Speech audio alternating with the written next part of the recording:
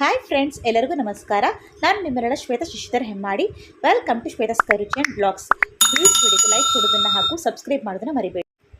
ಹಲಸಿನ ಹಣ್ಣಿನ ದೋಸೆ ತಿನ್ನಬೇಕು ಅಂತ ಅನಿಸ್ತು, ಬಟ್ ಈಗ ಹಲಸಿನ ಹಣ್ಣು ಸಿಗೋದಿಲ್ಲ ಮತ್ತು ನೀರು ತುಂಬ ಕುಡಿದಿರುತ್ತೆ. ಈಗ ಆರೋಗ್ಯಕ್ಕೆ ಕೂಡ ಒಳ್ಳೆಯದಲ್ಲ.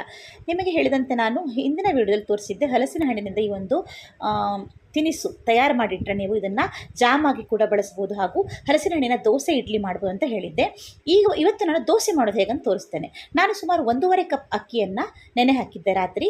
ಅದನ್ನು ಮಿಕ್ಸಿ ಜಾರಿಗೆ ಬೆಳಗಿನ ಜಾವದಲ್ಲಿ ಹಾಕ್ತಾಯಿದ್ದೇನೆ. ಹಾಗೂ ಒಂದು ಮುಷ್ಟಿಯಷ್ಟು ಅವಲಕ್ಕಿಯನ್ನು ಕೂಡ, ದಪ್ಪ ಅವಲಕ್ಕಿ ನೆನೆಸಿದೆ, ಅದು ಹಾಕ್ತಾಯಿದ್ದೇನೆ.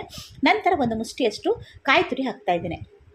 ಸ್ವಲ್ಪ ಚಿಟಿಕೆ ಉಪ್ಪನ್ನು ಹಾಕ್ತಿದ್ದೇನೆ. ಹಾಗೂ ಈಗ ಈ ಮಾಡಿದ ಮಿಶ್ರಣವನ್ನು ಫ್ರಿಜ್ಜಿಂದ ತೆಗೆದಿಟ್ಟಿದ್ದೀನಿ ಸ್ವಲ್ಪ ಒಂದು 10 ನಿಮಿಷ. ಅದನ್ನು ಕೂಡ ಹಲಸಿನ ಹಣ್ಣಿನ ಮಿಶ್ರಣವನ್ನು ಹಾಕಿ ನೀರು ಹಾಕಿ ಗಟ್ಟಿಯಾಗಿ ರುಬ್ಕೊಳ್ತೇನೆ. ಓಕೆ, ಅಂದರೆ ಉದ್ದಿನ ದೋಸೆಗೆ ನೀವು ಹಿಟ್ಟು ಕಡಿತೀರಲ್ವ, ಉದ್ದಿನ ದೋಸೆ ಹಿಟ್ಟಿಗಿಂತ ಸ್ವಲ್ಪ ಇದು ದಪ್ಪವಾಗಿರಬೇಕು. ಮತ್ತು ಸ್ವಲ್ಪ ನೀರು ಬೇಕಾದರೆ ನೀವು ಮಿಕ್ಸ್ ತೊಳೆದ ನೀರನ್ನು ಹಾಕ್ಕೊಂಡು. ಓಕೆ, ಹಲಸಿನ ಹಣ್ಣು ಅಂದರೆ ಯಾರಿಗಿಷ್ಟ ಇಲ್ಲ? ಹಲಸಿನ ಹಣ್ಣು ತಿನಿಸುಗಳಂದರೆ ಯಾರಿಗಿಷ್ಟ ಇಲ್ಲ?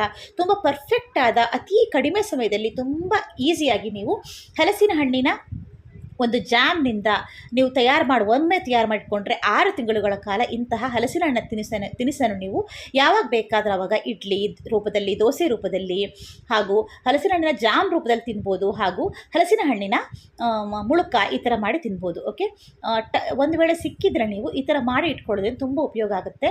ಹಾಗೂ ಯಾವಾಗ ಬೇಕೋ ಆವಾಗ ಈ ಒಂದು ಸವಿಯನ್ನು ನಾವು ಸವಿಬೋದು. ನಮ್ಮನೇಲಿ ಕೂಡ ನಾನು ಈ ದೋಸೆಯನ್ನು ತುಂಬ ಈಸಿಯಾಗಿ, ತುಂಬ ಕಡಿಮೆ ಕೆಲವೇ ಸಮಯದಲ್ಲಿ ನಾನು ಬೆಳಗ್ಗೆ ಮಾಡಿದ್ದೆ. ತುಂಬ ಟೇಸ್ಟಿಯಾಗಿ ಬಂದಿದೆ. ಇದನ್ನು ರಾತ್ರಿ ಅರೆದಿರುವಂಥದ್ದಲ್ಲ. ಓಕೆ, ಅಂದರೆ ಬೆಳಗ್ಗೆನೇ ಮಾಡುವಂಥದ್ದು. ನಿಮಗೆ ಗೊತ್ತಾಗ್ತದೆ, ಬಿಸಿ ಬಿಸಿ ತುಪ್ಪದೊಂದಿಗೆ ಈ ದೋಸೆಯನ್ನು ಸವಿದರೆ ತುಂಬ ಟೇಸ್ಟಿಯಾಗಿರುತ್ತೆ. ನನಗೆ ಈಗ ಕೂಡ ನಿನ್ನೆ ತಿಂದಿದ್ದು ನಾನು, ಈಗ ನೆನೆಸ್ಕೊಂಡ್ರೆ ಇನ್ನೂ ಬಾಯಲ್ಲಿ ನೀರು ಬರ್ತಾ ಇದೆ, ಅಷ್ಟು ಟೇಸ್ಟಿಯಾಗಿರುತ್ತೆ. ಓಕೆ, ಎಲ್ಲರೂ ಈ ಥರ ಒಂದು ಹಲಸಿನ ಹಣ್ಣಿನ ಇದನ್ನು ಮಾಡಿಟ್ಕೊಳ್ಳಿ. ಇನ್ನೊಂದು ವಿಡಿಯೋದೊಂದಿಗೆ ಆದಷ್ಟು ಬೇಗ ಬರ್ತೇನೆ. Thank you.